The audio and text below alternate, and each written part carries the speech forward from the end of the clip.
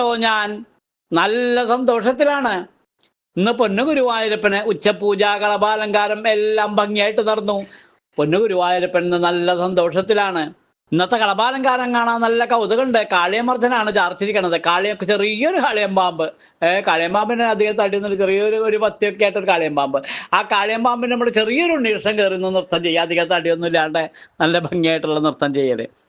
നൃത്തം ചെയ്യാൻ പറയുന്നത് കയറി നിൽക്കുക, നൃത്തം ചെയ്യാന്ന് പറയണില്ല, കയറി നിന്നുകൊണ്ട് ചെറിയൊരു ഉണ്ണികൃഷ്ണൻ, ചെറിയൊരു കാളിയമ്പാമ്പ്, എല്ലാം ചെറുതാ.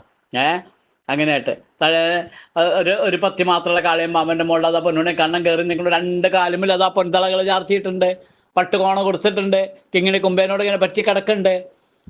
ഒരു കിങ്ങിണി പോലത്തെ നല്ല ഭംഗിയുള്ള ഒരു സ്വർണ്ണമാല കഴുത്തിൽ ചാർത്തിയിട്ടുണ്ട്, കഴുത്തിനോട് ചേർന്ന് വളയം പോലത്തെ മാല ചാർത്തിയിട്ടുണ്ട്.